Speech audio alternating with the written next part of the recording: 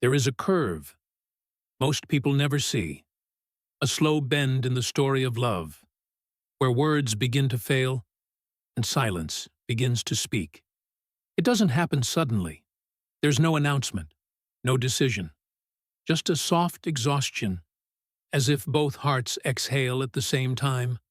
At first, you think it's peace. You think the quiet means understanding.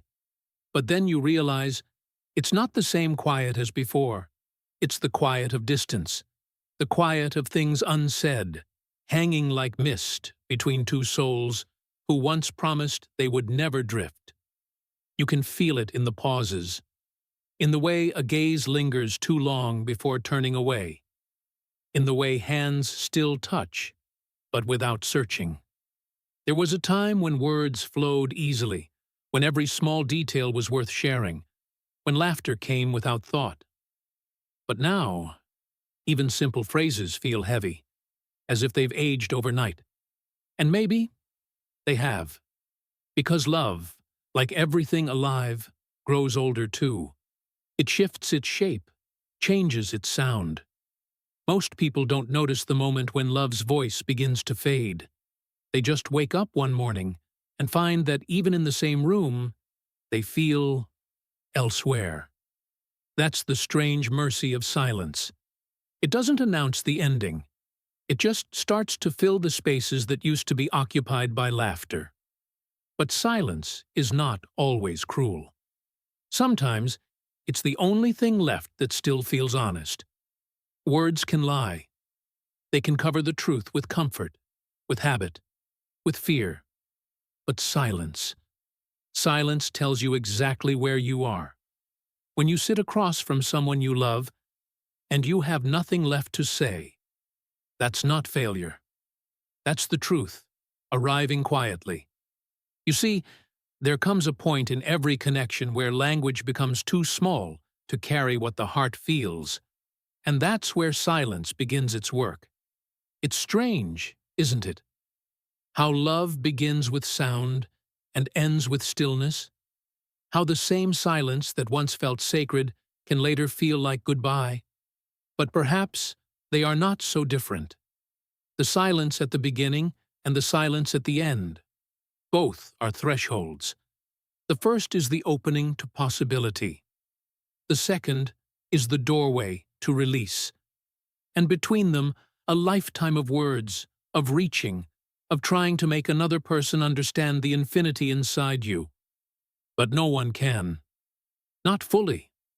That's the quiet tragedy of human love, that we come so close to being known, and yet remain, in the end, strangers within our own depths.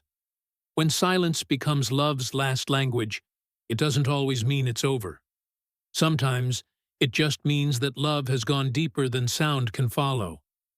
There is something about silence that makes you see what sound was hiding. In the beginning, words were bridges. They built the connection, stone by stone, a shared language of glances, laughter, warmth. But with time, those bridges wear thin. And one day, you find yourself standing on one of them, looking across at someone you once called home, and realizing they are already walking away. Not with anger, not even with pain, just quietly. That's how endings happen for souls like ours, not in fire, but in rain. The silence between two people is not born out of nothing. It grows from the small moments we overlook, the sighs left unanswered, the glances turned into routine, the truths we thought we had more time to speak. And in that growing quiet, a strange kind of grief begins to bloom. Not grief for what is gone, but for what can no longer be said. You start to remember the earlier silences, the good ones, the silence of resting in someone's arms without needing to speak, the silence of just being understood. And you realize that's what you've been chasing all along, a silence that feels safe. But this one doesn't. This one feels like distance, like the pause before an echo that never returns. You want to fill it with words, with apologies, with laughter that used to come so easily. But something inside you knows it's too late, because silence, once it arrives like this, is not asking to be broken. It's asking to be honored. That's the hardest part. To let it be. To sit in the quiet and not rush to fix it. There's a wisdom in silence that the noise of our world has forgotten. We've been taught that love must be loud, visible, proven. But the truest kind of love is often the one that withdraws, that watches in stillness and accepts the end without turning bitter. When you're older, you begin to understand this. You stop expecting grand conclusions. You start seeing that most stories fade rather than end. And there's a peculiar beauty in that fading. The way memories soften, voices blur, edges round out like stones in a river. You begin to see that silence isn't a void. It's a mirror. It shows you what you couldn't see while everything was still loud. It shows you how much of love was longing, how much of connection was hope, and how much of what you called forever was really just a moment you didn't want to release. And yet, when the rain falls outside and the fire flickers low, there's still a peace in remembering. You realize not everything that ends was meant to be kept. Some people come to teach you how to be gentle, even when your heart breaks quietly. And so, the silence that once felt cruel starts to feel sacred again. You begin to speak to it, not with words, but with breath, with the slow acceptance that not every goodbye is spoken aloud. Sometimes, love's last language is not a whisper, but the space left behind it.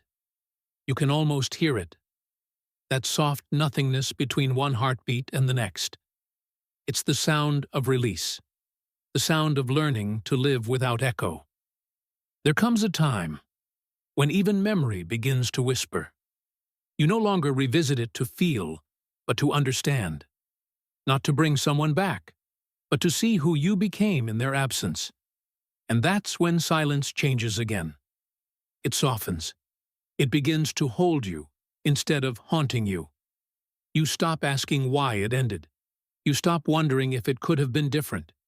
Because somewhere deep inside, you realize it had to end this way. There is a sacred rhythm in loss. Something that strips you down to what was always true. It doesn't come to punish. It comes to reveal. You begin to notice how still the world becomes when you stop fighting what is. How even the pain has a pattern, a strange beauty in its repetition. Forgiveness starts to grow in that quiet. Not the loud forgiveness, not the kind you speak or announce, but the silent kind. The kind that simply says, I understand. You see now that everyone is doing their best to love from their level of awareness. And sometimes that awareness is small. Sometimes it's clouded by fear. Sometimes it never grows at all. But even that realization feels softer now. Because you understand, no one leaves unmarked. Every person carries a map of the loves that shaped them.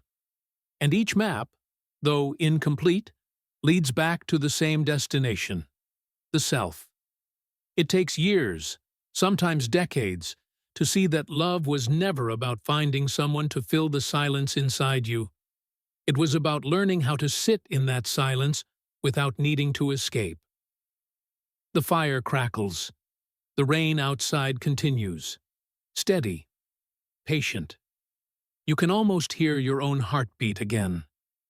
There's a tenderness in that sound. Not hope, not anymore, but peace. A peace born from the acceptance that everything you've ever loved has already done its work. Every person you've met, every silence you've endured, every loss you've carried, each was a teacher disguised as a wound. And so now, when you think of them, the ones who once filled your world, you don't ache. You simply breathe. Because the love didn't die with the words. It just changed form. It moved into the spaces where language can't reach, into music, into dreams, into the stillness between rainfalls. Perhaps that's what the soul always wanted. Not to be understood, but to be quiet again. To rest in the simplicity of being here, alive, aware, enough. That's the strange secret of silence. It's not empty. It's full. Full of everything we once tried to name. And maybe, in some other life, some other time, you'll meet that same soul again. Not as lovers, not as strangers, but as two beings who finally learned to listen. To listen not with ears, but with presence. To love not through words, but through being. Because when silence becomes love's last language, it doesn't end the story. It merely changes the voice telling it. The world outside the window is still raining. The fire has burned low. You are alone, and yet, somehow, you are whole. You realize that maybe this is what love was always leading you toward. Not another person, but this quiet awareness of yourself. And as the final spark in the fire fades, you whisper to no one in particular, "I understand." Not as a farewell, but as a beginning. Because true endings are never loud. They arrive like rain, gentle, inevitable, and cleansing.